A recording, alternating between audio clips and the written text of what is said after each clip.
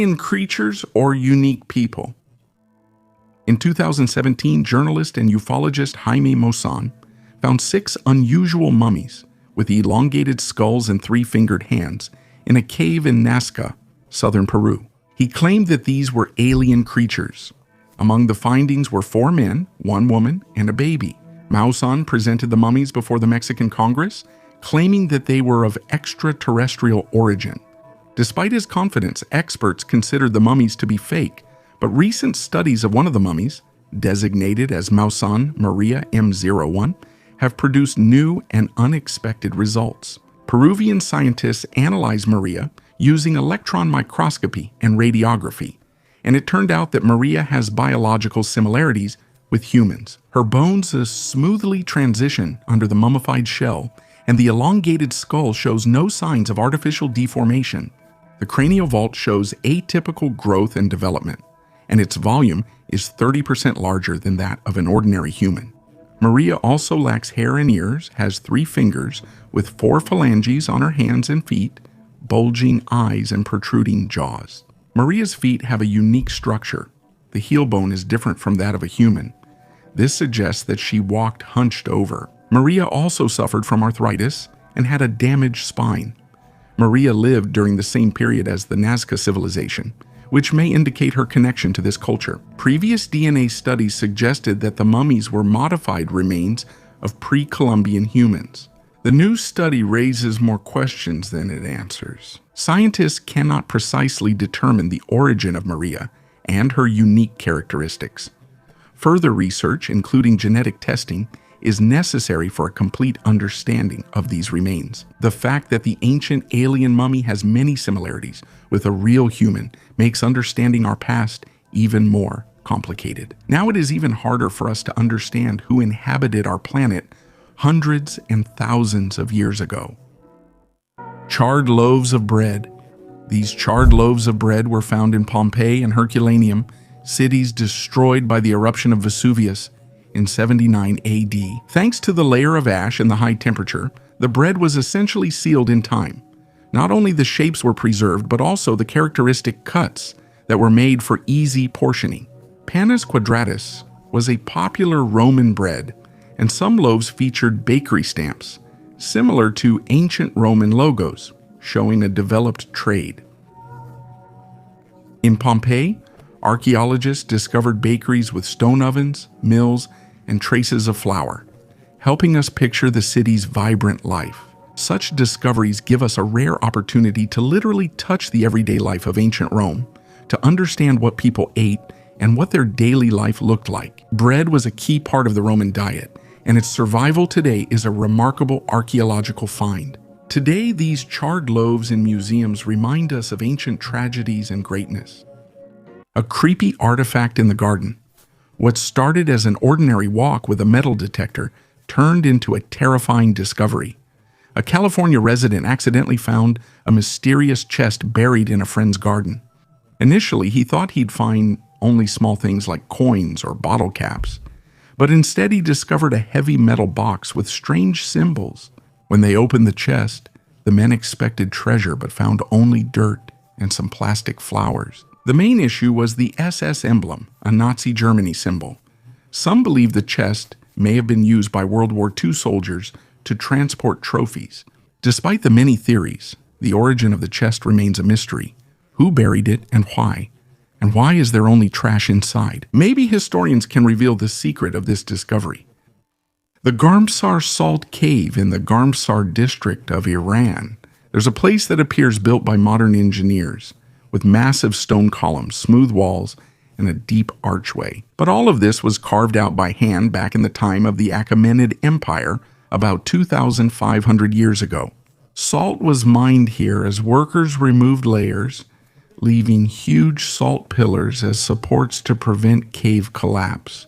This extraction method is rare because ancient mines were usually small, but Garmsar is a vast multi-kilometer system built before the Hellenistic era. Salt was used not just in the kitchen, but also in medicine, food preservation, and religious rituals. That's why the mining was done carefully, with straight lines carved out, leaving a geometry that looks almost unreal today. The cave has 27 shafts, some of which go dozens of meters deep, and the most amazing thing is that it is still completely stable. The salt columns have endured time, earthquakes, and humidity changes.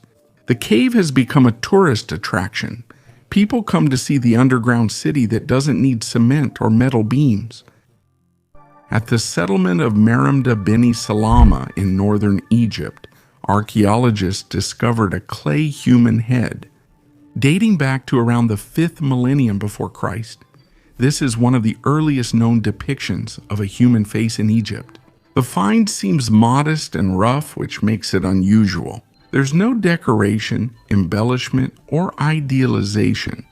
Just a clay face left in the settlement's residential layer. The head wasn't linked to a burial and wasn't found in a temple or ritual pit. It was simply among everyday life traces, near dwelling and household remains. The facial features are outlined simply, but deliberately. The eyes, nose, and mouth. This isn't an abstract shape or a mask, it's specifically a human head, made separately from the body. For its time, such a discovery is rare. Early Egyptian cultures rarely have three-dimensional depictions of people. Animal symbols and geometric patterns are much more common. That's why a human face appearing in clay seems intentional, though its meaning remains unclear. We don't know whom it depicted or why it was made. Archaeology only records the very fact of its existence. The general's gold ornaments. In 2020, a huge hoard of gold artifacts was found in Danish Vendelev, dating back to the migration period, which preceded the Viking Age. Among the finds are 23 gold items, including 13 bracteates, from the 5th century gold fittings, possibly from weapons, and 4 Roman medallions from the 4th century. Special attention is drawn to a bracteate with a runic inscription, the largest ever found, which contains a reference to Odin, a key figure in Scandinavian mythology. Research on these medallions has shed light on possible cultural and social connections between Vendeliva and other regions of Europe. It is assumed that the medallions could have served as wedding dowries or prestigious gifts in elite circles. These gold medallions were probably worn by women as pendants, which indicates the high status of their owner, who had influence both locally and internationally. These medallions are unique because they were gifted to important Roman figures like senators and generals, yet they are found in Vendelev, far from the Roman Empire. It highlights the importance of this discovery. The Black Pyramid is often listed among out-of-place artifacts, a stone pyramid from Mitka, Ecuador, with an inlaid eye on top, 13 steps, and symbols at its base. Allegedly found in the 1980s near Lamana, Cotopaxi province, along with hundreds of strange objects. The eye glows under ultraviolet light, with a drawing of the Orion constellation and ancient writing at its base. The artifact is linked to private collections, such as Klaus Dona's Circle and the Crespi collection. The problem is that the item has no published archaeological context, no excavation report, no layer coordinates, no museum inventory history. This is the main red flag for archaeology. The fact that it fluoresces by itself doesn't prove anything. Many minerals and modern pigments fluoresce under black light. The references to 13 steps in Orion are interpretations of appearance, not dating indicators or key origins. Many Ecuadorian wonders center on Father Carlos Crespi Cuenca's collection, where locals gave him antiquities for decades without documenting them. In the 20th century, many researchers and journalists labeled much of this collection as fakes or later works by craftsmen, leaving it outside standard scientific publication. Authentic anomalous artifacts always have documentation, location, layer, associated ceramics, charcoal for dating, lab reports, journal publication, and a museum record. The Black Pyramid lacks all of these. The oldest dress? At the end of the 19th century, in the Tarkhan area south of Cairo, archaeologists discovered a linen dress that for a long time was not considered anything special at all. Thin fabric, neat seams, complex tailoring. For its time, it looked too ordinary to arouse suspicion. But radiocarbon analysis showed that the dress is about 5,000 years old, meaning it dates back to the very beginning of Egyptian civilization, even before the classical dynasties. The dress was more than fabric. It was tailored with darts, pleats, and a thoughtful shape to fit the body. This requires precise measuring, cutting skills, and understanding fabric movement. This isn't a cloak or simple clothing, but a complex garment, similar in construction to much later examples. For societies still labeled as early in textbooks, this appears to be a major technological leap. The scale is the most daunting aspect. Such a dress couldn't have been a one-time experiment. There must have been a whole chain for it to exist. The cultivation of flax, processing of fibers, spinning, quality, size standards, and specialists who do this constantly, all of this points to a developed craft sector and a stable demand from the elite, which does not arise suddenly. The Tarkhan dress challenges the idea of a crude antiquity. It shows that even early on, Egypt was a sophisticated society that valued not just ritual and power, but also form, the body, and appearance. This is another detail that doesn't match the image of a slow, primitive beginning. Glacial copper. Once on Michigan's Ontonagon riverbank, there was a boulder the local tribes called a pure copper piece the size of a house. In the 17th century, this was told as a legend, until hunters saw the boulder with their own eyes. Huge, smooth, as if it had been specially forged by someone in ancient times. Later, it became clear that this was not a myth. It was one of the largest copper nuggets ever found by man. The estimated weight ranged from 1 to 10 tons, but it was actually about 1,680 kilograms. However, the important part is its origin, not the number. Thousands of years ago, a 2-kilometer glacier moved through here, ripping out copper ore and transporting it for dozens of kilometers, leaving behind large nuggets of nearly pure metal. In the 19th century, Julius Eldred bought this boulder twice from local tribes and the government, then hauled it through the forest, down the river, and to Detroit. Later, the government purchased the boulder from him for 4 times more. Now, the Antagon nuggets are housed in the National Museum of Natural History. The region itself still remembers even bigger discoveries. A few years ago, a giant weighing 28 tons was found in the forest. The first pharaoh's tomb in 100 years. In 2022, archaeologists made an incredible discovery. They found the first burial chamber of an Egyptian pharaoh, Thutmose II, in a century. He ruled about 3,500 years ago and was the 4th pharaoh of the 18th dynasty. The burial site is in the Valley of the Kings, on Luxor's west bank, where Tutankhamun's famous tomb was found in 1922.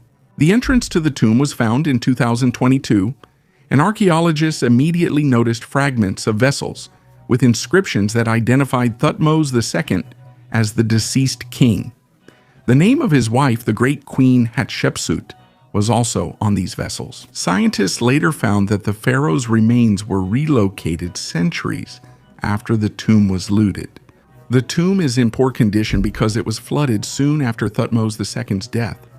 Inside, fragments of blue inscriptions, yellow stars, and religious texts were found, highlighting the importance of burial rituals. Thutmose II suppressed uprisings in Nubia and the Levant. His reign from 1492 to 1479 before Common Era was relatively short compared to his predecessors, and his tomb was considered less significant. This discovery was a key contribution to studying ancient Egyptian culture and Thutmose II's reign.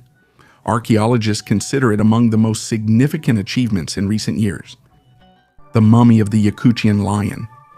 In November 2024, Russian paleontologists completed the study of a unique find, the mummy of a Homotherium cub that had lain in the Yakutian permafrost for about 35,000 years. This is one of the rarest specimens of ancient predators that dominated vast territories from North America to Africa for millions of years.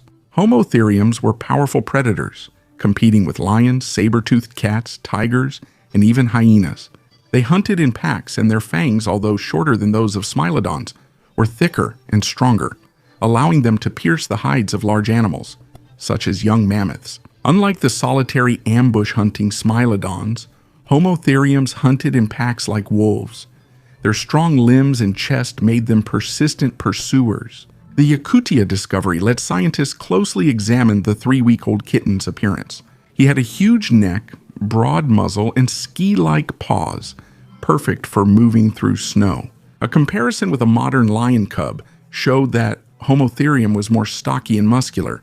Despite their adaptations, Homotherium went extinct about 10,000 years ago. Their specialized hunting strategy proved ineffective in the conditions of melting glaciers and competition with primitive humans.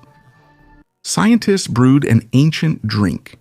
Israeli researchers decided to dive into the world of experimental archaeology and create a beverage that our ancestors used to drink. It began with finding yeast remnants in ancient clay shards during the excavations in Israel. These samples, dating to 3000 before Christ, were found in places like Tel Aviv, Uristan, Salim, and an Egyptian brewery near the Gaza Strip. Archaeologists and microbiologists teamed up to study and revive ancient yeast. The researchers were able to bring yeast colonies back to life and use them to create an ancient beverage, similar in taste to the beer that the Philistines and Egyptians used to drink. The scientists used ancient beverage recipes to make beer and mead for the experiment.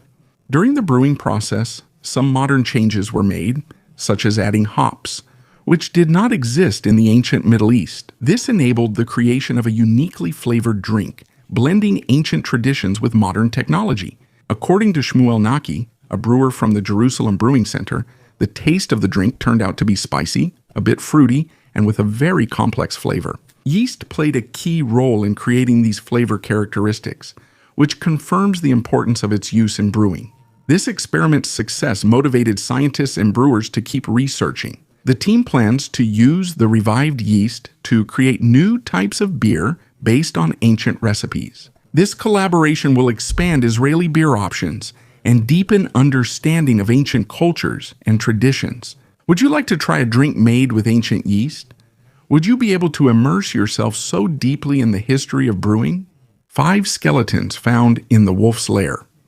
During the excavations at the Wolf's Lair in Poland, where Adolf Hitler's main headquarters was located, archaeologists discovered 5 human skeletons. The find included the remains of 3 adults and 2 children, one of whom was a newborn. The peculiarity of the burial is that the bodies were naked and missing limbs, which indicates the unusual nature of the burial. Wolf's Lair, concealed in dense forest and surrounded by barbed wire, guard towers, and minefields, was where Nazi leaders planned military operations. This base was destroyed by the Nazis during their retreat before the Red Army in January 1945.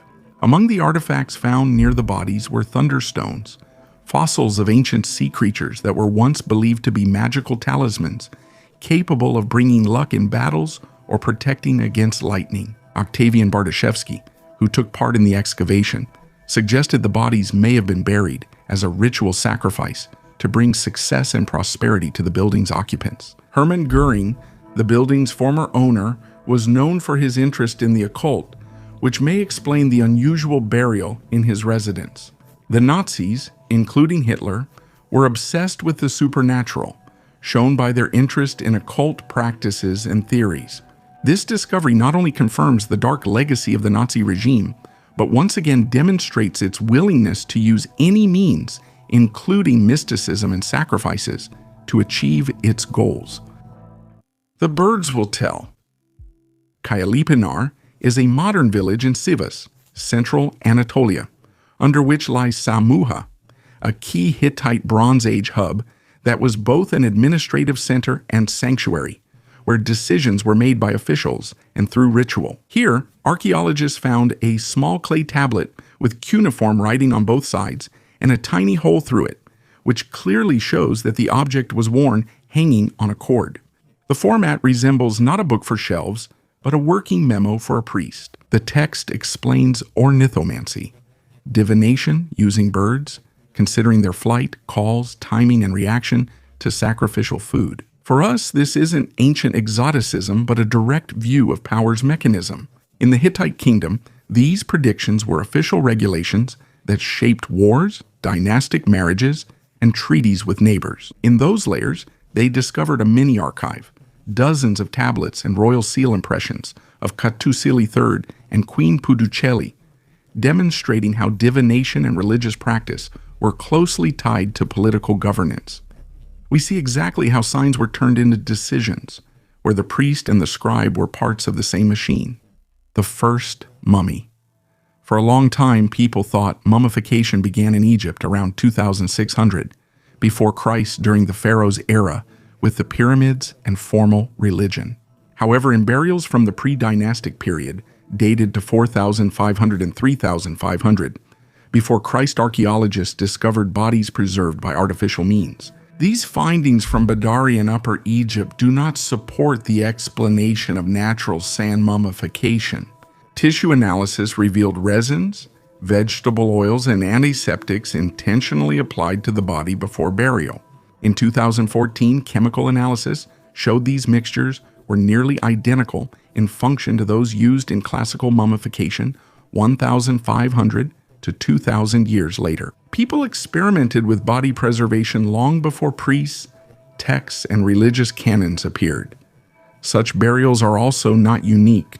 Body treatment traces found at multiple burial sites suggest it was a common practice, not an exception. The body is positioned, wrapped in cloth, and treated with substances to slow decomposition. All this occurred when Egypt lacked statehood and central authority. These findings show that preserving the body began as a practical act, not a regional dogma. Later on, a complex system of beliefs about the soul, judgment, and the afterlife developed around this practice. Mummification began as an experiment, but became so important it lasted thousands of years and became a foundation of Egyptian civilization. The lady with the inverted diadem. Archaeologists uncovered a 7th century before Christ's necropolis in Boeotia during excavations. But one grave immediately stood out from the rest. It was the burial of a young woman who is now called the lady with the inverted diadem. She was about 20 to 30 years old, and her status is immediately evident from the burial inventory. But it was the position of the ornament that became the key to the unusual ritual. A bronze diadem with lions, symbols of power in the ancient Mediterranean, lay on her head. In the center, there used to be a large rosette. Such an ornament was worn by aristocratic women, sometimes by families close to rulers. But the diadem in the grave was turned upside down. The lions are lying down, and the rosette is at the bottom. In the ancient world, an upside-down crown almost always meant the loss of power or the renunciation of it. Archaeologists think the woman may have been from a family losing power as hereditary rule ended and aristocracy and new governments emerged. In the grave, they found 2 large fibulae, a necklace with a pendant, an ivory ornament, bronze rosettes, earrings, bracelets, and spiral rings, almost every set, which emphasizes high status. Nearby, a girl was buried with a similar diadem, suggesting they were related. The pyramid of the ancient civilization of the Norte Chico culture, also known as Corral Supi, is considered one of the oldest and most advanced civilizations of the Americas. It existed about 5,000 years ago and achieved significant advancements in architecture, agriculture, and social organization. Archaeologists recently found a pyramid about a kilometer from Corral Sup in Peru's Supe Valley. The structure is a quadrangular building with a wide staircase leading to the top. Its walls are decorated with massive vertical stones called huancas, which may have had not only a structural, but also a ritual significance. In addition to the pyramid, researchers found 12 public and ceremonial buildings located around a central plaza covering almost 39 hectares. This shows a small urban center with administrative and regional roles. 3 platforms have been identified in the pyramid, which indicates a complex architectural tradition of the Corral civilization. At the Chupatsigaro site, archaeologists also discovered a unique geoglyph made in the Sechin style. It depicts a human profile and is probably related to rituals reflecting access to the region's marine and agricultural resources. Emerald Goblet. This 17th century emerald goblet is a true treasure, carved from a single piece of emerald weighing 252 carats. Such artifacts are extremely rare, as working with such a large stone requires incredible skill. The surface of the goblet is decorated with fine inscriptions in Arabic, indicating its origin from the Islamic world, most likely from Persia or India, where the art of stone carving was at its highest level. Back then, emeralds were prized for their beauty and believed to offer protection from poisons and grant wisdom. Goblets made from these stones were often owned by royalty or nobility and used on special occasions to highlight their status. Note the hexagonal shape and smooth facets that catch light, making the emerald glow from within. These items represented power and spiritual purity. Today, this goblet is one of the rarest and most valuable artifacts preserving the grandeur of past eras. Two sensations on one stone. In the village of Yelabuga in Russia, an amazing archaeological discovery took place. A basalt boulder was found with petroglyphs resembling the famous Sikachi-Alyan rock carvings. An image of a praying mantis was also discovered on this stone, which is rare for this region. An expedition of scientists from Moscow arrived in the area to study the find. Archaeologists were initially skeptical about the petroglyph report, but on site they confirmed the artifact's authenticity. Various figures are depicted on the stone, including a rare image of a praying mantis, which is unique worldwide. Scientists continue to study this area, launching drones to record coordinates and create a digital map of the petroglyphs. The main unanswered question is the boulder's origin with its unique drawings. There are hypotheses that the stone could have arrived by glacial movement or been brought by some other means. 3D models based on the drawings let archaeologists show the public precise replicas of the Yelabuga findings, highlighting their significance and uniqueness. This discovery confirms the region's history and offers new perspectives for studying ancient civilizations. In the residential quarter of Akhenaton, the capital of Pharaoh Akhenaton, built in the middle of the desert as a symbol of the new religion, archaeologists found an object that at first might have seemed insignificant, a small bone cylinder the size of a finger phalanx with a neatly carved hole and a beveled edge at the mouthpiece. Only after close examination did it become clear this was not an ornament or fragment, but a whistle made from a light tubular bone, likely from a bird or small-hoofed animal. There are traces of polishing on the surface, and inside, a dark residue that forms with prolonged use. Everything indicates that it was not just kept, but actually used. It produces a steady tone, and by covering the hole, you can change the pitch. It's not a musical instrument, but it's quite a functional signaling device. The exact purpose is unknown, but there are working theories.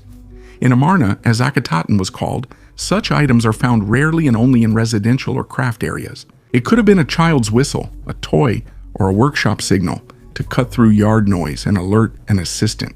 A theory suggests ritual use. Sound in Egypt often accompanied ceremonies, processions, and prayers. The whistle is cleanly carved with balanced proportions and beveled edges. All this indicates that such items could have been produced in small batches, serially. It was a part of everyday life, just as familiar as dishes or a lamp. The oldest brain. In one of the pre-dynastic burials of Egypt, archaeologists discovered something that almost never survives after a person's death: the remains of brain tissue. The skull belonged to a person buried in a simple pit, without embalming and without any treatment of the body. The burial dates back to the end of the 4th millennium before Christ. The preservation is explained not by ritual, but by the conditions. Dry sand and high ground temperatures created an environment in which the soft tissues did not decompose completely. Inside the skull, a dense dark mass was found, repeating the shape of the brain lobes. Analysis showed that this was altered but distinguishable nervous tissue, not sediment or contamination. It's important that the find is not associated with an elite burial. This is not a priest or a ruler, but an ordinary person. His brain was preserved not because someone wanted it, but because the conditions happened to coincide. This is one of the earliest known cases of human brain preservation and a rare reminder of how that later people would try to control consciously. The Sumerian planisphere. In the 19th century, archaeologists excavating King Ashurbanipal's library in Nineveh found a strange round clay piece with sector lines and cuneiform among thousands of tablets. Later it turned out that they were looking at one of the oldest star maps created by the Sumerians about 5,500 years ago. The planisphere is small but carefully made, showing sky sections, celestial body positions, and notes on a rare bright object seen at that time. For the Sumerians, this was tangible. Tablets helped them track time, holidays, and farming cycles. People watched the sky to predict floods, storms, or seasonal changes, not for romance. And the most amazing thing is that this map is still readable even after thousands of years. You can see how the ancient inhabitants of Mesopotamia tried to bring order to the night sky and make it understandable. This is a small object that shows how early people began to systematically study the world around them. A creepy discovery under the floor turned an ordinary day for Amelia into a real investigation. She noticed that one of the floorboards in her house was loose and decided to lift it to find out the reason. However, instead of a simple breakage, she found strange items under the board. An old coin from 1904 and a small golden book. When she opened the book, she noticed the pages were unusually thick. Inside were old photographs, haunting images of the house, dark shadows in empty rooms, and mysterious portraits. Maybe the house hides dark secrets, or the photos have just aged. Amelia was deeply frightened by the discovery and admitted she has felt anxious since, wanting to uncover any other secrets her house may hold. The largest log house in the world, at the turn of the 20th century, Portland, Oregon, was a thriving economic center. The city was famous for its flour milling and timber industries, and its deep water port at the confluence of the Willamette and Columbia rivers made Portland an important transportation hub. However, the long depression at the end of the 19th century seriously affected the region's economy. The Lewis and Clark Centennial Exposition was organized in 1905 to attract investment and revive business. This grand fair lasted for 4 months and attracted 1.6 million visitors from 21 countries. Domed and arched buildings towered over the exposition, including Italy, France, and Germany's luxurious pavilions. However, most of the buildings were temporary, made of plaster on wooden frames. The exception was the forestry building, called the largest log structure in the world. This huge structure, 62 meters long and 22 meters high, was built from solid logs sourced from Columbia County forests.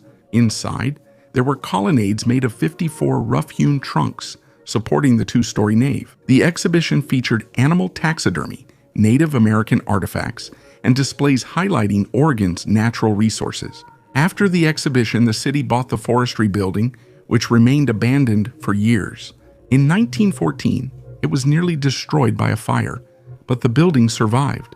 However, in 1964, a powerful fire finally turned it into ruins. Columns of fire as high as 10-story buildings lit up the sky for kilometers, shattering nearby windows and spreading ash across the city. To make up for the loss, the Western Institute of Forestry was established, and in 1791, a new building opened in Washington Park.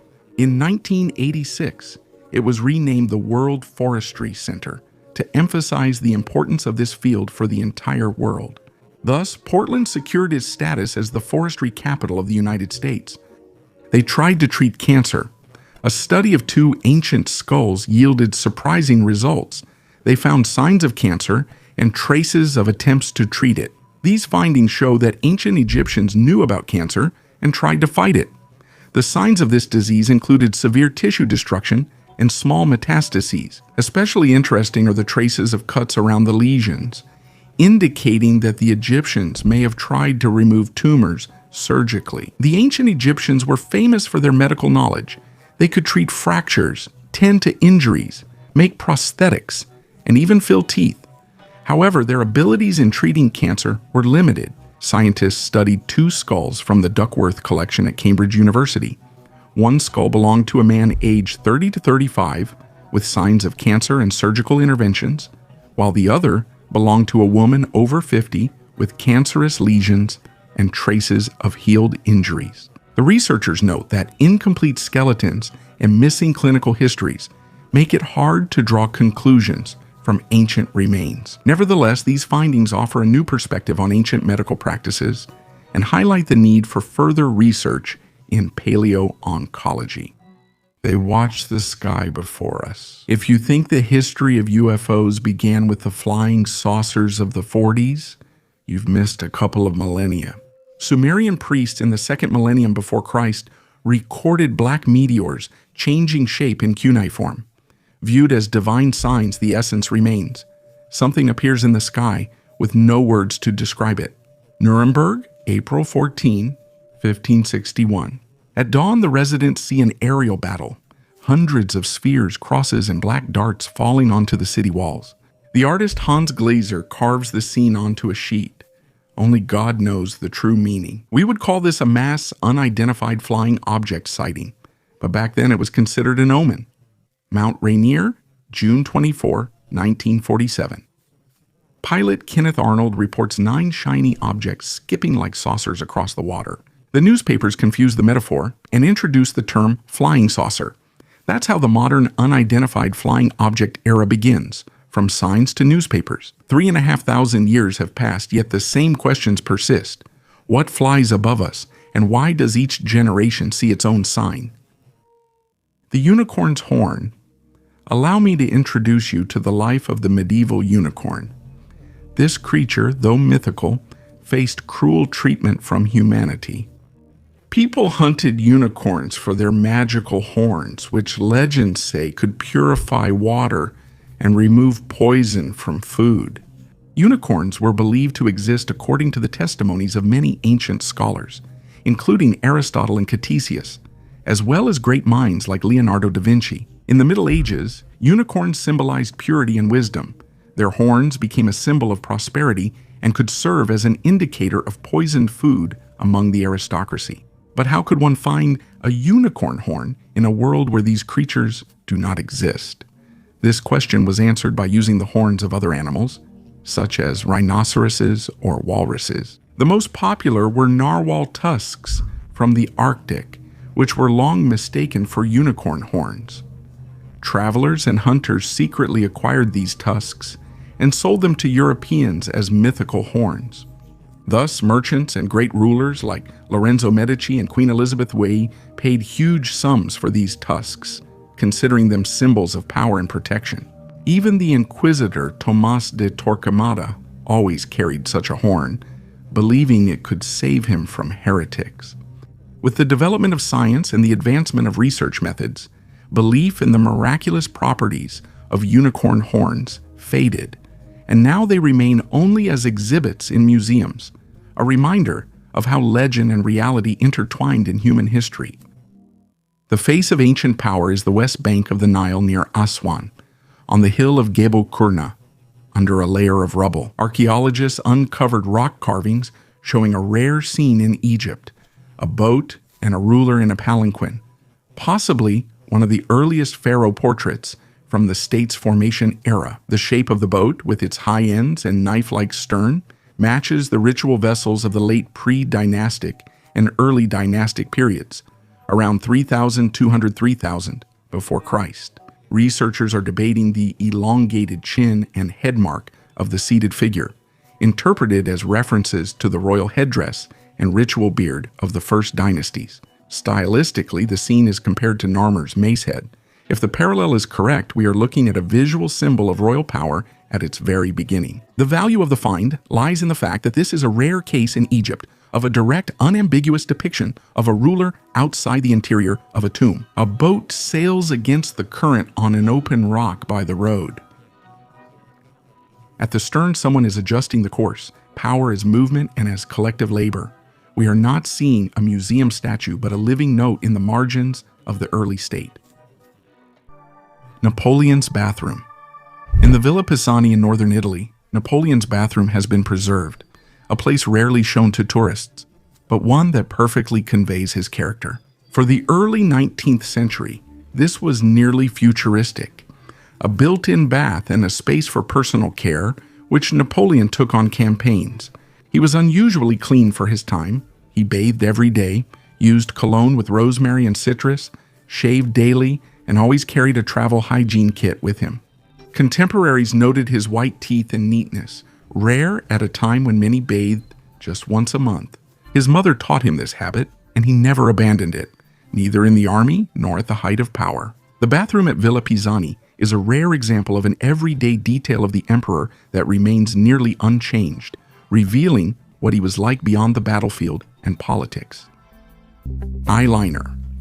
During the excavations at the Yesilova Hoyuk Mound in Izmir, archaeologists discovered a well-preserved eyeliner tool made of stone. This unique artifact, which is over 8,200 years old, may be the oldest of its kind. The discovery offers new insights into the lives of early Neolithic Aegean settlers. Yesilova Hoyuk in Bornova is the oldest prehistoric site in the Izmir region. Unlike in central Anatolia, where houses were closely packed, the residents of Izmir preferred to live in separate dwellings. The artifact looks like a stone pencil once used to apply paint to the eyes. Black paint traces, likely manganese oxide, an ancient eyeliner ingredient, remain on its tip. This 9.5 centimeter stone applicator is the oldest known of its type. According to him, this tool demonstrates that Aegean women paid attention to their appearance 8,200 years ago. Ghost ships in the air. I want to tell you about the two most famous ghost ships from Norwegian sagas. First, in the Trøndelag Fjord, around 875 fishermen hauling nets saw a drakkar appear above the pine tree tops. It moved silently and windlessly, its sail glowing blue as if lit from inside. One man, in disbelief, threw a harpoon. The rope went taut, as if snagged on something heavy, but then the ship turned transparent and vanished. The harpoon landed on the grass, wet, as if it had passed through fog. 3 centuries later, the second episode took place on Klosterøy Island. It was Sunday lunch. People were in church, when suddenly a small vessel hovered above the roof. The planks and mast were translucent, like smoke in the sunlight. The anchor dropped and gripped the roof tightly. A sailor descended from the hatch, but he moved strangely, as if the air around him was thick. The priest told parishioners to stay calm and help. The men climbed to the roof, removed the anchor, and the vessel was pulled up. A sailor climbed the chain, and the drakkar slowly vanished into the clouds. Scientists attribute these stories to natural phenomena, like mirages, fata morgana, or northern lights, which people mistook for ships. Both stories include too many mundane details. The canoe's sail, iron's weight.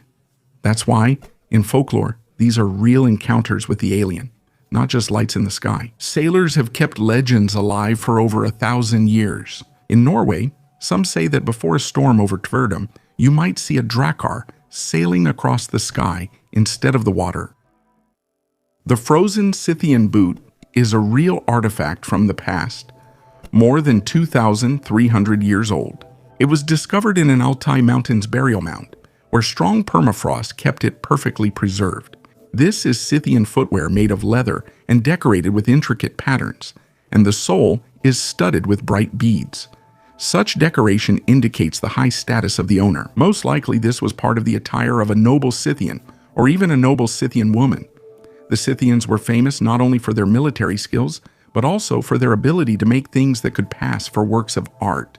Their clothing was both practical and beautiful.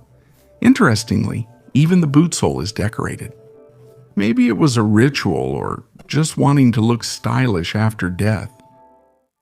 Miniature figurines from the past, these figurines, a golden ram and a stone lion, were found in a tomb at the archaeological site of Gonur-Depe in Turkmenistan. Their age is impressive.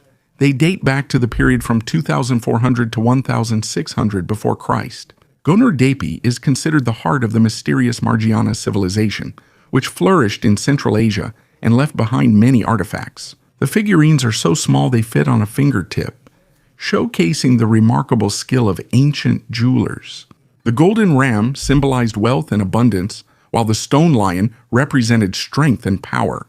They were probably part of the burial inventory, meant to accompany the deceased in the afterlife and serve as amulets. These findings confirm Margiana's advanced craftsmanship and culture. Craftsmen then were skilled in gold and semi-precious stones, making unique items. Today, the figurines are valuable artifacts that reveal the mysteries of the lost civilization. The ancient wolf from the permafrost? During an expedition in Siberia, an incredible discovery was made. An ancient wolf, amazingly well preserved in the permafrost. A wolf carcass found 40 meters deep near the Terektiak River in Abysky district, Yakutia, was sent to the Mammoth Museum in Yakutsk for further study. Scientists were amazed that after 44,000 years, the wolf's fur, bones, organs, and teeth were still preserved. Experts call this discovery unprecedented, as it is the oldest known wolf to have been dissected. They hope that studying the stomach and other organs will shed light on the wolf's diet and environment. The isolated, uncontaminated stomach enables an instant snapshot of ancient Pleistocene biota. Studying its contents can show what the wolf ate and identify its prey from tooth wear and sagittal crest development. It has already been established that this is an adult male. Studying ancient bacteria can lead to new medicines and biotech products, underscoring the significance of this discovery for the future. This discovery reveals ancient mysteries and opens new horizons for science and medicine. In Moscow, customs officers intercepted an unusual package headed for Germany. A Buddhist ritual flute, candling or ganlin, made from human bone and with a case made of human skin. This eerie item was found in an X-ray scan. The flute, wrapped in newspaper, was hollow with a trident and a maker's mark. The sender from Moscow stated in the documents that they were sending a musical instrument without specifying the materials it was made of. The package was sent to the city of Nürtingen. The examination showed that the flute was made recently and is not a cultural asset. The item was handed over to the Ministry of Internal Affairs for further examination, highlighting the discovery's grim and unusual nature. Ancient multiplication table. Archaeologists discovered a fragment of a wooden tablet with one of the oldest multiplication tables in Japan in the ruins of the Fujiwara Palace in Nara Prefecture. The discovery is about 1,300 years old. The ruins of the Fujiwara Palace are the remains of an ancient capital that existed until 710, when the capital was moved to Nara. The tablet was found at the site where the Imanfu guard post was presumably located in the Fujiwara government. The find measures about 16 by 1 centimeters. Researchers believe that it was part of a more complete multiplication table, which dates back to the late 7th or early 8th century. Even then, these tables were used in government institutions. Infrared analysis revealed the following equations on the tablet. All the inscriptions are made using kanji, Chinese characters, that are also used in modern Japanese. The multiplication table starts with multiplication by 9 and contains 5 equations written horizontally in a single row. If the tablet were whole, its length would be about 33 centimeters. This 5-line writing style matches the Chinese styles of the Qin and Han dynasties. The tablet was probably used by the Amonfu office, which was responsible for security and administrative tasks, including counting workers and taxes. Flying chariots. Ancient Indian poems describe flying machines as if it were a report using modern technology. In the Ramayana, Prince Rama ascends on the Pushpaka Vimana, its shining body and glowing windows soaring vertically like the sun, lifted by thought. In the Mahabharata, 2 Vimanas battle, firing thunderous metal arrows and leaving a fiery trail as they depart. Later in the treatise Samarangana Sutradhara, King Bukoja suddenly speaks in almost technical language. Inside the Vimana, a heated mercury chamber around an iron ring generates a force that moves the device through the air. Scientists debate how much of these texts are true memories versus poetic metaphor, but striking details include mercury as a working fluid, vertical takeoff, and a separate heat shield for the passenger. The frescoes at Ellora and Angkor show capsules with fire cones underneath, strikingly similar to jet streams. Skeptics argue it's a coincidence, noting the manuscripts are late and could have been forged by alchemists. Mercury symbolizes immortality for Indians, so why do temple depictions show mechanical machines instead of gods on clouds? No archaeologist has found Vimana parts yet, but the legends persist. In India, some say the heavenly chariots will return when people relearn the language of metal and mercury, hinting the technology might still exist. A giant animal graveyard in northern Mexico on the basalt plains of the Suluagango Basin. During the airport construction, bulldozers uncovered a thick layer of bones instead of rock. At first, they thought these were isolated finds, but a roscope gradually uncovered entire fields of Pleistocene fauna, skulls and tusks, Columbian mammoths, horse shoulder blades, and camelid fragments. The materials density forced archaeologists to alter the construction schedule. Scientists found that in the late Pleistocene, small lakes and swamps existed here.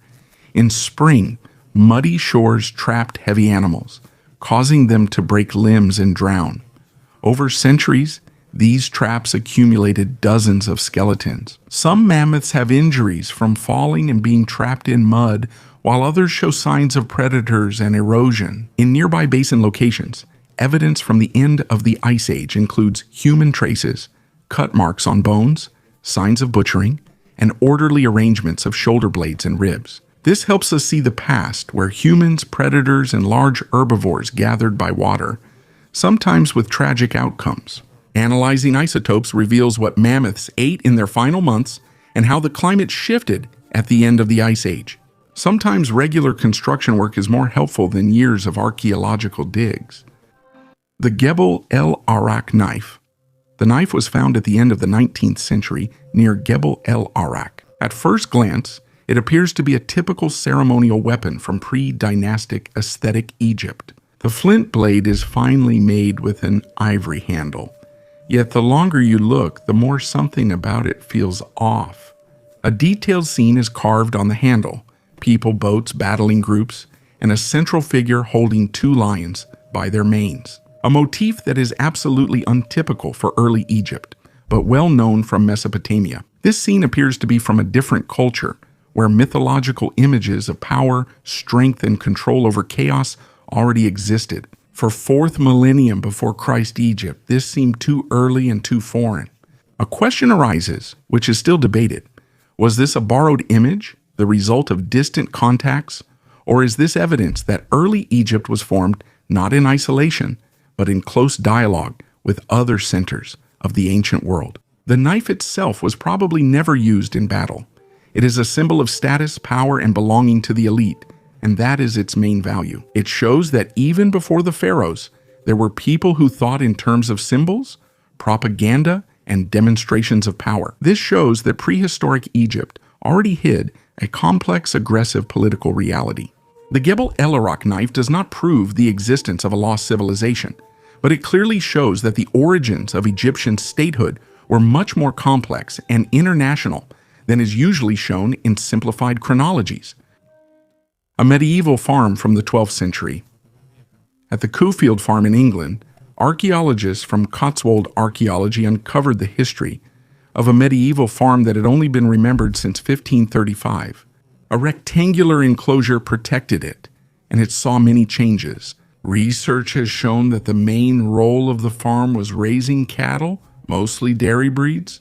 The animals were raised and sent to Tewkesbury, providing meat for the local residents and monks. An important element of the farm was the sheep building, located in the southern part of the site. A new building with a solid stone foundation was built on the site of the old farm, surrounded by a large rectangular moat. Archaeologists found this rectangular structure had a central passage, with one side for household use and the other for halls and bedrooms.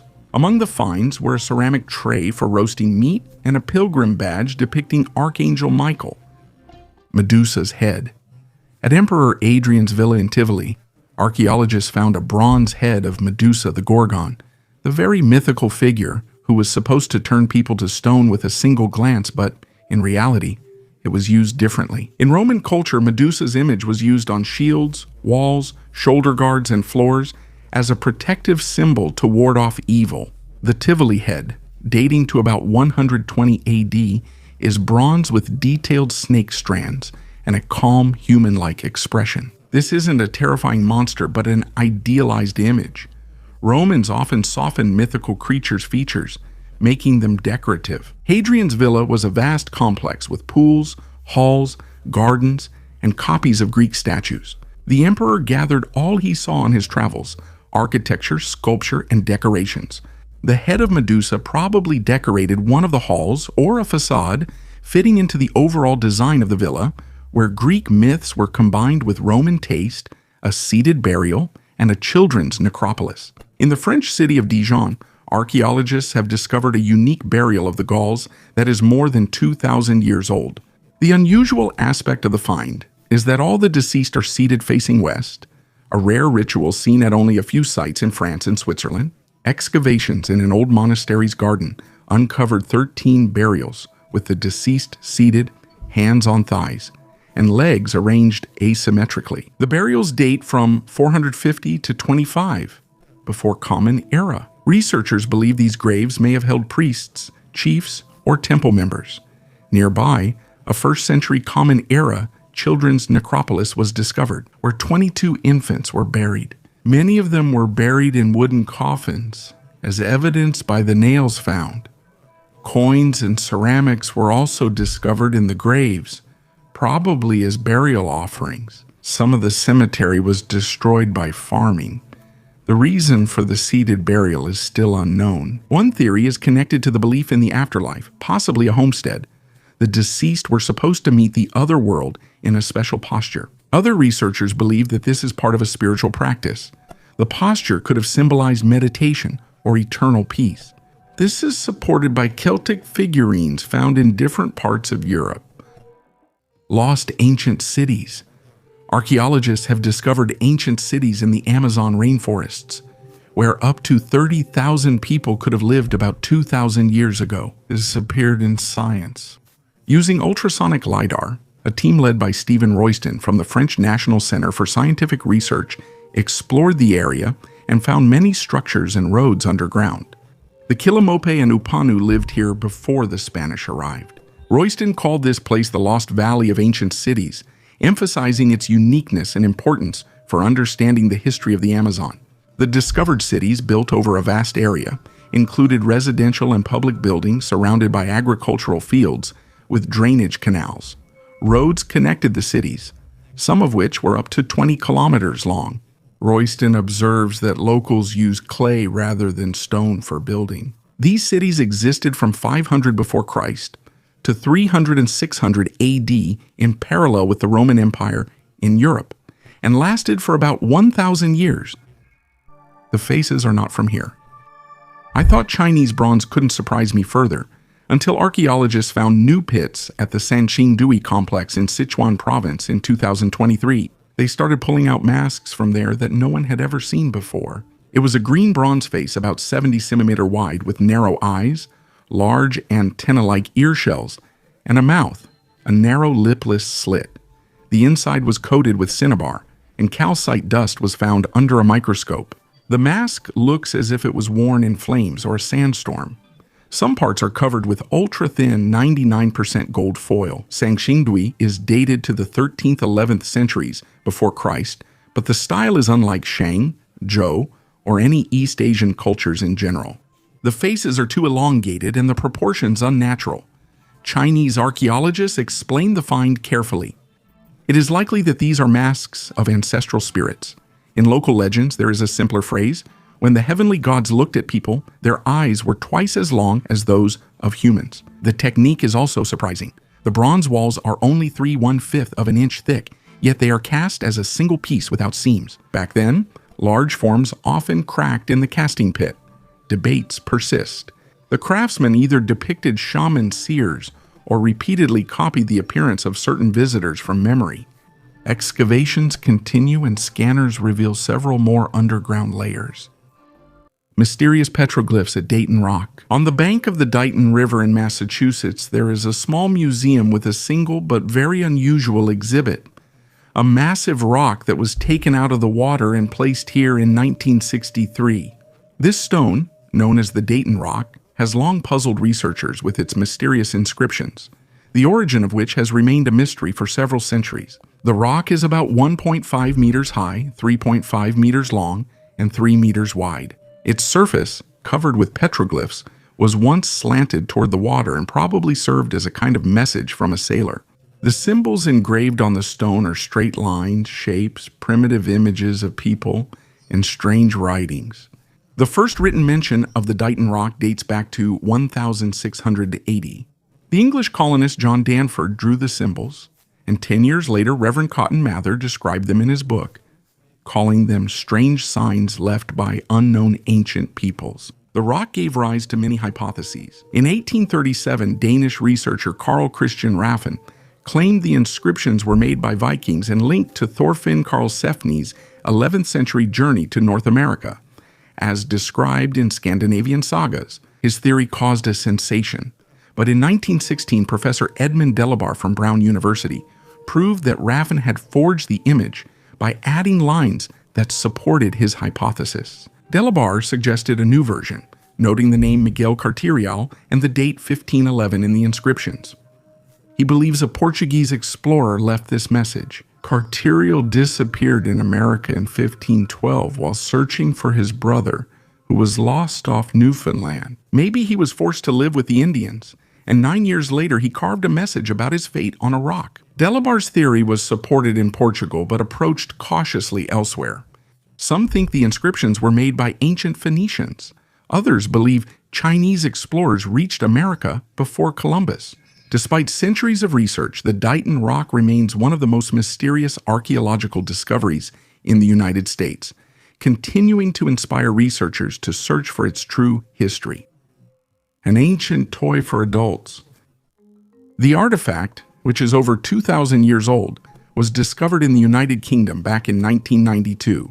Initially, archaeologists assumed that this wooden object was used as a sewing tool, but further studies suggested that it could have been an ancient sexual device. Most scientists agree that the wooden object found is shaped like a phallus.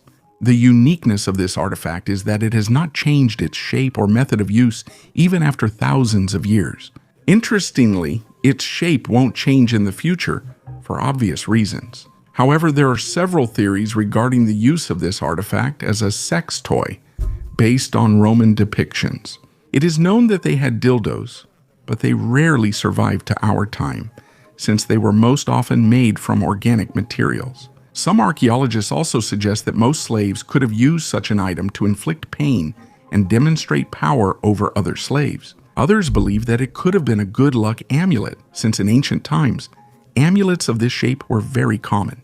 And the last option is that it could have been used as a mortar for grinding or mixing spices and other materials used for culinary or medicinal purposes. The Narmer Palette. The Narmer Palette was found in the temple complex of Hierakonpolis. It is a stone slab made of dark slate, about 64 centimeters tall, dating to around 3100 before Common Era. Formally, it's a cosmetic palette, but in fact it's an item that was never used in everyday life. It's too large, too detailed, and too demonstrative. A man wearing the white crown of Upper Egypt raises a mace over a captive. The ruler's figure is much larger than the others. The gesture is captured at the moment of the strike, with an attendant nearby, and in front of him, a completely subdued enemy. On the other side, there is also a man, this time in the red crown of Lower Egypt. He leads the procession and inspects the decapitated bodies of his enemies, laid out in strict order. The composition centers on fantastical beasts with intertwined necks, shown here fully formed. Narmer's name appears in symbols within a frame, one of the first times a ruler's name is recorded beside an image of power. The palette was placed in a temple, not a burial. It lacks explanatory inscriptions and does not use words to tell a story. Instead, meaning is shown through poses, figure scale, and scene order. Gold that fell from the rainbow onto a field near Leipzig. Treasure hunter Daniel Fest was simply sweeping his metal detector along the edge of a freshly plowed field when the device gave a barely audible signal. He expected a shell casing, ring, or machinery, but a small gold object weighing 2 grams landed in his palm. After an examination, it became clear that this was a quarter stater. Minted by the Celts around 2,200 years ago, this was the oldest gold coin found in Saxony. The front showed an animal head like a deer, with large eyes, simple antlers, and a rounded forehead. The back featured a torque with thick ends, a star, and a central sphere. These motifs point to northern Bohemia. That means the coin arrived in the region long before any Celtic authority appeared here. These items were worn by the elite as status symbols, talismans, or savings. And the very fact that the coin ended up so far from Celtic territories speaks of powerful trade connections that stretched across Central Europe long before Rome. And it has an almost fairy tale name. Coins of this shape are called rainbow cups, Regenbogenschüsselchen. According to legend, they appeared where the rainbow touches the earth. Farmers discovered them in fields after rain, thinking the gold had actually fallen from the sky. The disappearance of an ancient civilization. 900 years ago, one of the world's oldest civilizations, Cahokia, disappeared. A new study has cast doubt on the previous theory that the cause was drought and crop failure. The Cahokia Mounds, located near modern-day St. Louis, were a thriving settlement with a population of about 50,000 people. By 1400, this place was deserted, and the reasons for the mass exodus still remain a mystery to archaeologists. Archaeologists conducted soil analyses at Cahokia, studying carbon isotopes left by plants that grew during the period of mass departure, and the results showed that the ratio of carbon-12 and carbon remained stable. This indicates that there were no significant changes in the local vegetation and does not support the theory of a crop failure. It is known that the inhabitants of Cahokia were inventive and may have had skills in irrigation and crop storage. Their diverse diet of fish, birds, deer, fruits, and nuts ensured survival, even if some food sources were lost. So why did they leave Cahokia? Archaeologists suggest that it was a long process caused by external factors. To better understand the reasons, scientists plan to create a database of paleobotanical evidence and conduct experiments growing ancient crops in controlled conditions. The new Tutiacan puzzle, September 2024. A team from the Mexican Institute of Physics is installing 4 muon detectors, the same type that found chambers in Khufu, beneath the Pyramid of the Sun. In 2 months, they'll gather billions of particles to produce a 3D shadow of the monument. Instead of a monolith, a strange image appears. From the central shaft, a dark ribbon descends, makes 3 perfect clockwise turns, and stops in a round cavity with a diameter of 10 meters. The passage is about 180 meters long, and the final chamber is 48 meters deep below the pyramid's base level. Archaeologists overlaid the spiral reliefs on the upper terrace slabs and found the pattern matches the Tzalcoatl serpent engraved on the southern steps. Is it a coincidence, or were there several versions of the plan at once? The spiral could have collected groundwater and directed it to the Sacred Heart as drainage. During the ritual, priests descended along the loops of the underground sun, imitating the journey of the day through the night, and the third version is a hidden cache. When Tutiacan declined, the elite may have hidden archives and relics in the core and sealed the entrance, making it impossible to uncover with shovels. The vault is supported by its own weight, so touching it could cause the spiral to collapse. Archaeologists chose a surgical approach via an old technological shaft. They'll lower a thin probe camera, and if it detects mercury or a glint of gold, it will prove this is an ancient cache, not a drain. While the probe is being prepared, a twisted corridor remains hidden under Mexico's main pyramid, unknown to the world for 2,000 years. Burlyok Cemetery, Yakutia, Burlyok River. You won't find shells or pretty stones here, but you might see ancient tusks and skulls emerging from the ground. This is one of the world's largest mammoth cemeteries. Thousands of bones, thousands of years old, hold mysteries of the past. Why did so many animals die in one place? The cemetery became known in 1947, but the first serious research only began in the 1970s. Scientists suggested mammoths sought food at the river, but the swampy banks couldn't hold their weight, and they drowned, while lighter animals crossed safely. Over 39 years, paleontologists have extracted more than 8,500 bones from the ground, 99.5% of which belong to mammoths, with at least 150 individuals found. But time, smugglers, and ancient people have all left their mark. Nearby, a site shows our ancestors broke mammoth bones for tools and weapons. The latest research has shown that hunters didn't come here by chance. They deliberately drove mammoths into this area. For 1,000 years, people regularly returned to this place to get meat and tusks. This cemetery is not just a natural phenomenon, but evidence of an ancient hunting strategy. Imagine humanity evolving from nomadic hunting to space exploration over 1,000 years. In the past, people revisited the same places for centuries to survive. We'll likely never reach that level of stability again. A 16th century symbol of wealth. This ring is an amazing example of the craftsmanship of German jewelers from the 16th century. At first glance, it looks like an ordinary piece of jewelry with delicate engraving, but once you open it, the ring transforms into an astronomical sphere. These rings were often called astrolabes. They consisted of several fixed bands that symbolized the celestial spheres, and they could be used to demonstrate the movement of stars and planets. Although more often it was simply an intricate ornament showing the owner's status, the engravings on the bands carried both scientific and symbolic meaning. Such rings were often given as a token of love or friendship, hinting at an unbreakable bond similar to the interdependent celestial bodies. In addition, it was also a kind of talisman that protected its owner. Owning such a ring in the 16th century was a sign not only of wealth but also of an interest in science and philosophy. Today, such artifacts are rare and are kept in museums, reminding us of a time when art and science were inseparable. The Secret Wife Berlin Buch Castle Church.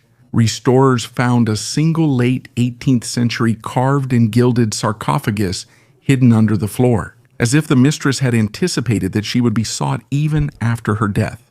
All the details match. This is Countess Julia von Voss, lady-in-waiting to the lawful queen and secret wife of Friedrich Wilhelm II. Their morganatic marriage took place in 1787 with the queen's approval, but happiness ended 2 years later. Julia died of consumption and asked to rest in the very parish church where she was born. The Department for the Protection of Monuments decided not to open the coffin. An ethical decision is more important than a demonstrative image, and the preservation of a unique structure is more important than a brief report. A closed sarcophagus reflects court agreements, the cost of personal will, and how memory can be changed without material evidence. It's fortunate we have it. The Scorpion Mace. In Hierakonpolis, a stone mace was discovered, now known as the Scorpion Mace. This is not a practical weapon, but a limestone ritual object from the late pre-dynastic period, about 3,200 to 3,100 before Christ. It depicts a scene of public authority.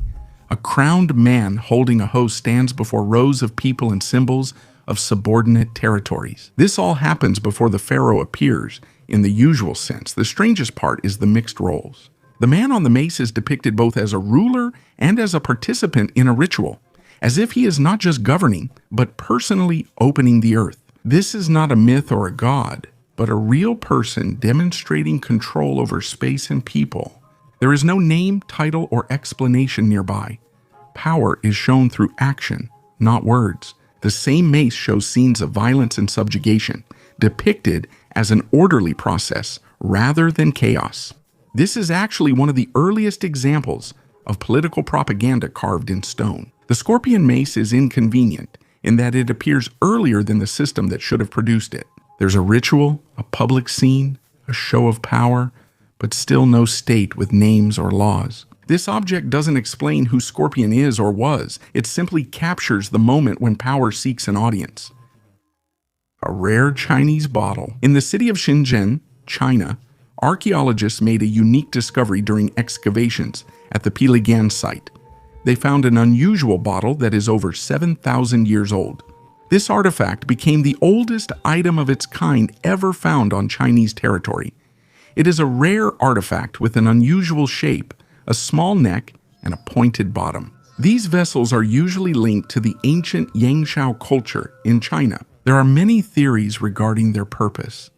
Some suggest that the bottles were used for collecting or storing water, while others believe they might have been tools of ancient brewers. Other artifacts from the late Paleolithic period were also found at the Piligan site, including fragments of ostrich eggshell and red iron ore, which shone under the rays of the sun. During the study of an ancient burial complex in southwestern Spain, archaeologists discovered the remains of women buried in ceremonial clothing, adorned with thousands of beads. Scientists say this unusual attire signified high status and was worn during special ceremonies. The burial, which is about 5,000 years old, is located in Valencina de la Concepción, an archaeological site near Seville. The excavations revealed the largest bead tradition ever found in a single burial. Researchers studied over 270,000 beads made from seashells, stone, and bones. One burial stands out in particular. the Lady of Ivory. Her ornaments were likely connected to marine resources and the trade routes of the Copper Age. Researchers said the mother-of-pearl beads gleamed in sunlight, enhancing the outfit's visual effect. Scientists think the beads were attached to tunics, skirts, or cloaks strung on fabric, some of which still remains. The researcher notes that making such a quantity of beads would have required a team of 10 people working for at least 7 months. The impressive scales suggest complex craft traditions of the time. Dularka Railway Tunnel. Deep within Australia's Dularka National Park lies an old railway tunnel that has long been abandoned. Built in 1891, it once served as part of a route passing through empty forests. The tall cement arch once let passenger trains pass, but after the tracks moved in 1932, the tunnel was abandoned. It has since become a spooky attraction. Legends about a ghost train supposedly rushing along the abandoned tracks scare tourists and attract thrill seekers. In reality, only a small bat colony lives in the tunnel, hiding in cracks and crevices of the concrete walls. A tourist trail lets visitors explore the old structure and see its nocturnal inhabitants firsthand. As for the ghost train, that all depends on your imagination and luck. An artifact more valuable than gold. In 2023, in Carlisle in northern England, at the site of an ancient Roman bath, a unique artifact was discovered, made from a special substance that was more valuable than gold to the ancient Romans. This item, found by volunteers and archaeologists, is a solid sample of Tyrian purple. To produce this ancient dye, it was necessary to process about 12,000 mollusks that lived in the Mediterranean region. Tyrian purple, famously made in Tyre, Lebanon, was prized for its vivid color and durability, used to dye clothes and paint walls. Making it was complex and labor-intensive, making this pigment very expensive and limited to the Roman Empire's upper classes. The Carlisle sample was used to make frescoes or dye fabrics. This is the only known example of a solid sample of Tyrian purple in Northern Europe and possibly in the entire Roman Empire. This discovery highlights the complexity of ancient Roman culture and supports further study of how ancient civilizations spread their cultural and material achievements beyond traditional boundaries. Egyptian sarcophagus and the Simpsons.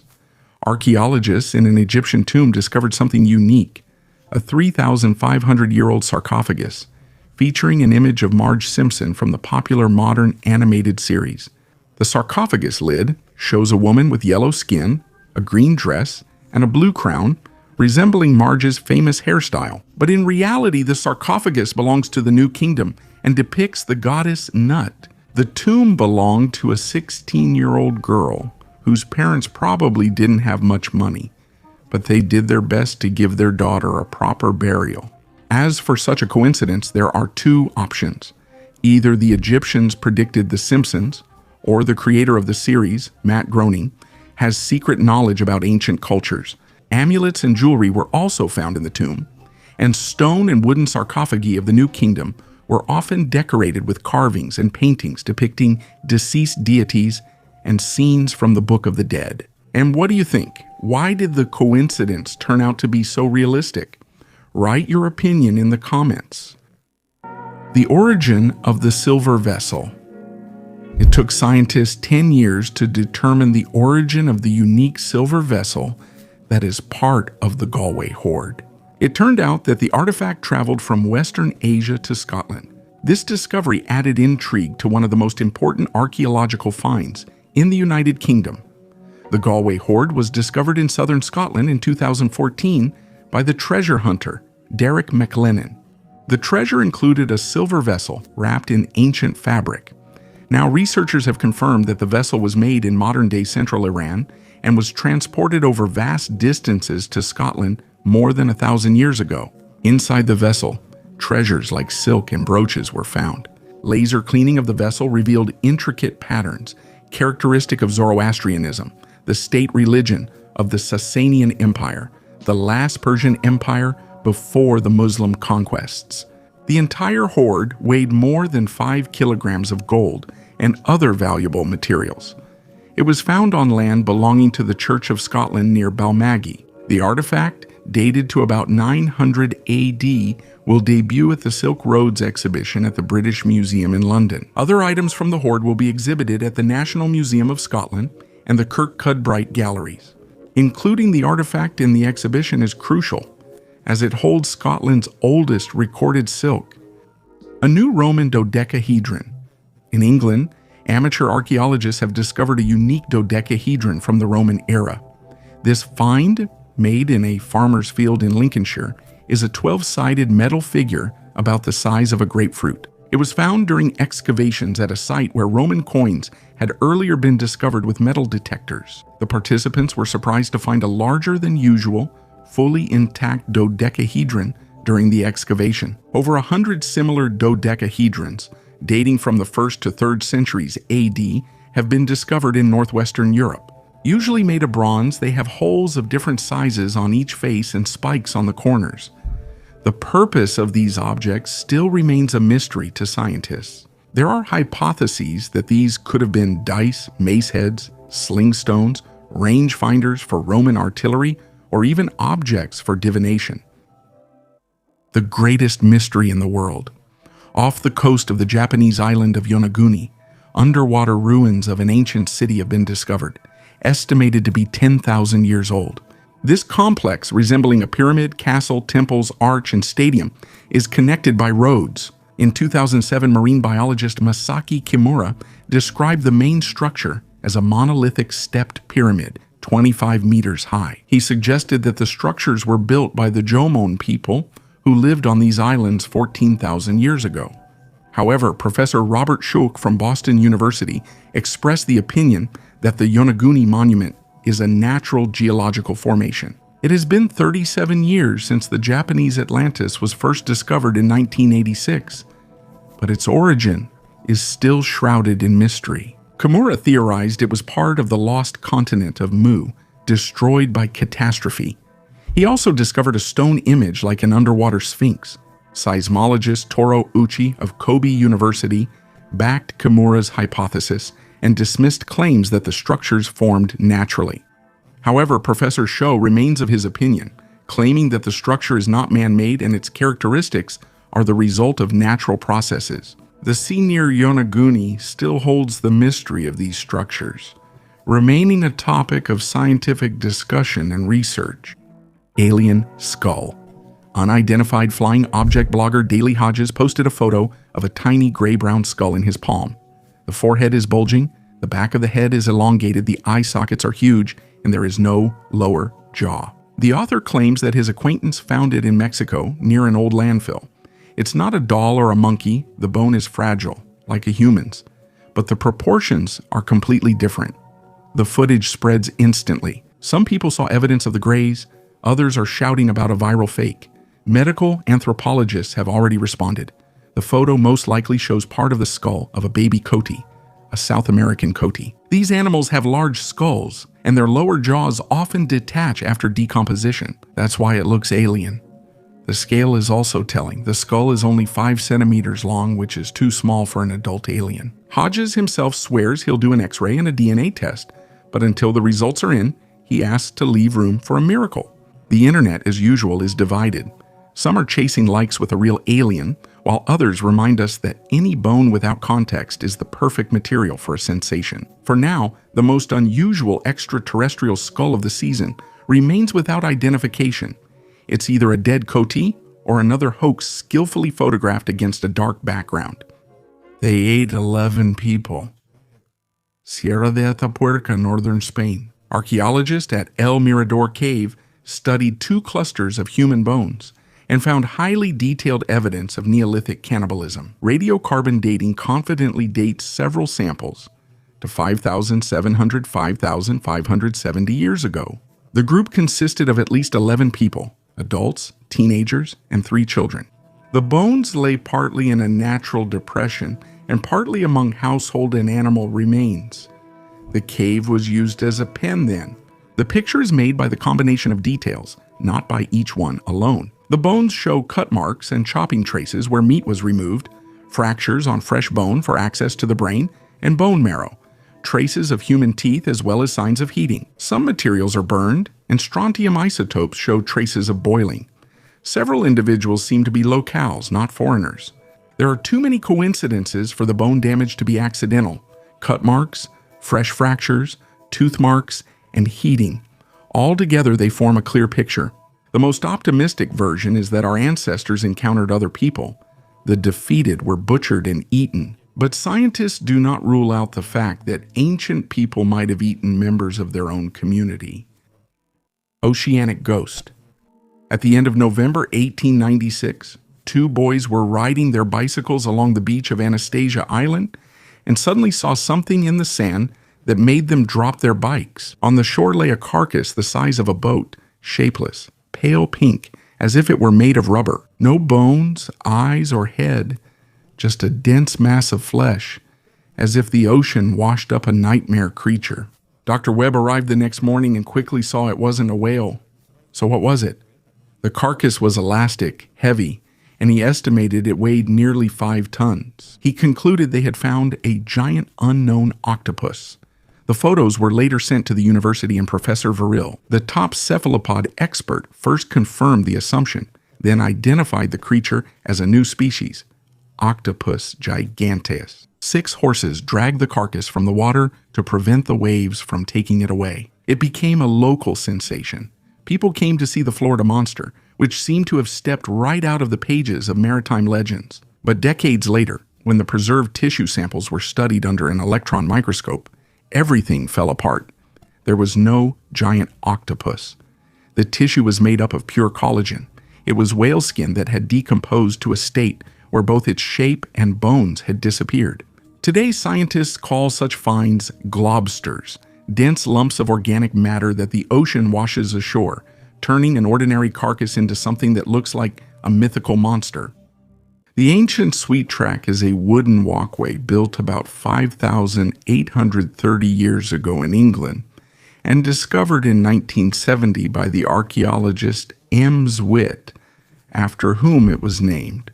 This is among the oldest examples of ancient human engineering. The walkway stretched for 1.8 kilometers across the marsh and consisted of wooden planks laid on crossbeams, which allowed people to safely cross the boggy areas. Dendrochronological analysis of the wood confirmed the walkway's dating, showing all trees were cut down around the same time. The walkway was used for just 10 years before being abandoned, likely because of rising water levels. Artifacts found along the path confirm its active use.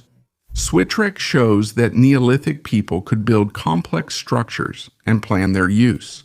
Interestingly, similar walkway building technology survived in the English countryside until recent centuries, highlighting the practicality and durability of ancient engineering. Baltic Disc 2011.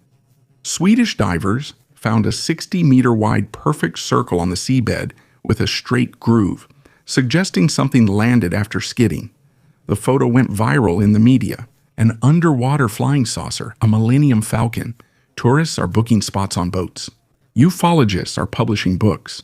In 2025, geologists perform an underwater LiDAR scan and thorough research. The structure is odd, but inside it's typical granite with glacial rock shells. It's a boulder moved by ice for 1,000 years until it got stuck in the Eel, leaving a strange trace.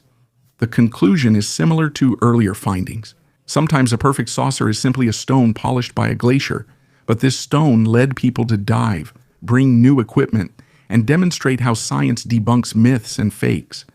The stone stayed a stone, and the Baltic gained its first underwater geopark. The Sultan's Treasure, the Hell's Well, or the Barhout Hole, is a mysterious sinkhole in Yemen surrounded by legends and myths. The locals believed that at the bottom of the well there are the Sultan's treasures, guarded by jinn and the dead, and that a cemetery-like smell comes from there. Scientific research has confirmed some of these legends. Speleologists finally decided to explore the sinkhole, taking samples from its bottom. The sinkhole has a conical shape with a diameter of about 30 meters at the surface, expanding to 120 meters at the bottom. The well is 112 meters deep. The upper layer is porous, letting water pass, while the denser lower layer is impermeable, forming 4 waterfalls and stalagmites. The Sultan's treasures turned out to be cave pearls, rare formations of calcium carbonate that form around a grain of sand or a piece of wood. In the bar hut, they have an emerald golden color which probably misled ancient observers. Snakes and arthropods live at the bottom of the sinkhole. The grave-like smell described by the locals is caused by the decomposing bodies of animals, mostly birds, that fly into the well-seeking shelter from the heat. After reaching the bottom, they can't return due to the depth. There are 2 main theories about the well's origin. One says it's a former underground volcano vent. The other, that it's a natural well formed by underground water erosion over millions of years. Most likely, the Barkuta well was formed in the second way, which explains its uniqueness. The Mummy of Hannah Beswick. The fear of being buried alive is not just myths and legends. Taphophobia, or the fear of premature burial, troubled the minds of many famous people such as Chopin and Gogol. The story of Hannah Beswick, an 18th century Failsworth resident, is especially astonishing. Hannah was shaken by the incident with her brother John, who narrowly escaped being buried alive. He was found in a cataleptic state during his own funeral. This incident affected Hannah so deeply that she took unusual measures to protect herself from a similar fate. She turned to Dr. Charles White to make sure she was truly dead before burial. Dr. White, interested in pathological anatomy, made the unusual decision to embalm Hannah's body. He took out the internal organs and filled the body with a preserving mixture. In this way, he ensured that Hannah would not come back to life in the coffin. However, after Hannah's death in 1750, her body was not buried. It was rumored Dr. White used the funeral funds for himself. Hannah's body was stored for a long time in a large wall clock case before being moved to the Manchester Museum of Natural History. Over 100 years after her death, in 1868, Hannah Beswick was officially declared dead and buried in a Manchester cemetery. Interestingly, after she was buried, many people claim to have seen her ghost, but it never harmed anyone. Fragments of alien technology. Professor Avi Loeb from Harvard University suggests that he found particles of extraterrestrial technology in a meteorite that fell off the coast of Papua New Guinea in 2014. These fragments were brought to Harvard for research, and the United States Space Force Command confirmed with 99.999% certainty that the material came from another star system. Loeb and his team went to the meteorite impact site on the ship Silver Star. They found 10 spherules, metallic balls colored gold, blue, and brown, some of which resembled miniature Earths. Analysis showed that the spherules contained 84% iron, 8% silicon, 4% magnesium, and 2% titanium. Loeb emphasized that these materials are stronger than any space rocks ever recorded by National Aeronautics and Space Administration, and were moving at a speed of 60 kilometers per second, which is faster than 95% of all stars near the Sun. These results suggest the possible artificial nature of the spherules, which could provide unique insight into materials beyond our solar system. The researchers suggest that the spherules may be part of a larger discovery, which they plan to investigate in future expeditions. The flesh of the fish god. The Dogon people live in the Bandagara cliffs and hold the Sigi festival every 60 years, where a giant mask is carried as the main ritual. According to legend, Nomu was an amphibious being that once arrived in a copper egg, rumbling like thunder, fell into a lake, and came out of the capsule half human, half fish. Nomu showed people star charts, which indicated that next to the bright Sirius, there is another dark and very heavy star. Astronomers found the white dwarf Sirius B in the 19th century, but the Dogon people mentioned it long before telescopes to ensure its lesson endured. Myth says Nomu gave people his flesh as sacred food, so the Dogon call his power Nyamya Numu, the life inside the fish god. They store long tablets with 2 stars in hidden sanctuaries. Scientists still can't figure out whether this knowledge is ancient or a later hint from missionaries, but the Dogon themselves are sure that the copper egg really did come and will return one day when the time for the next Siggy comes. Nilo's story always blends fear, technology, and myth. Let's remember that as we continue. A disease that killed in a day. In the historical chronicles of the Middle Ages, there is an epidemic that is rarely remembered today. Sweating sickness, or the English sweating disease, appeared suddenly, spread rapidly, and disappeared just as suddenly. The disease struck rapidly, sometimes less than a day separated initial chills from death. Symptoms appeared suddenly: headache, neck and shoulder pain, high fever. Within hours, victims sweated heavily, suffered convulsions, dizziness, and sometimes hallucinations. Many simply fell asleep and never woke up. Surviving the first 24 hours greatly improved a person's survival chances. The first outbreak occurred in 1485, right after the Battle of Bosworth. Then there were new waves in 1507, 1517, 1528, and 1551. The disease struck in the warm season, barely affected Scotland and Wales, and strangely afflicted the upper classes, dukes, mayors, and clergy more often. Even Henry VIII frequently moved between homes to avoid infection, as he was terrified. The disease's origin remains unclear. Modern researchers consider the most likely version to be hantavirus, a group of viruses carried by mice. The symptoms match, as does the seasonality. Another idea is an arbovirus spread by mosquitoes or ticks. Less often, food toxins or fungi are suggested.